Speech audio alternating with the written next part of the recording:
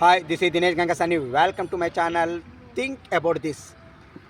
వాతావరణంలో మార్పులకి మరియు డెంగీ కేసులకి ఏమైనా సంబంధం ఉందా అంటే ఉందనే చెప్తున్నారు పూణేలోని భారత ఉష్ణమండల వాతావరణ పరిశోధన సంస్థ IMTM శాస్త్రవేత్తలు.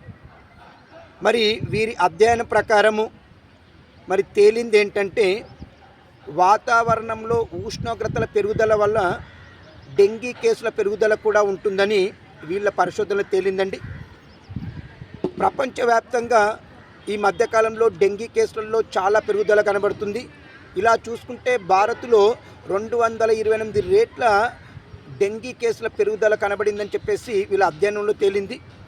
ప్రపంచంలో డెంగీ కేసులలో భారత్లోనే 3వ వంతు డెంగీ కేసులు సంభవిస్తున్నాయి. మరి వీటిని అరికట్టడానికి కేంద్ర ప్రభుత్వం సరైన చర్యలు చేపట్టాలని నేను కోరుకుంటున్నాను. ఇట్లు దినేష్ గంగసాని.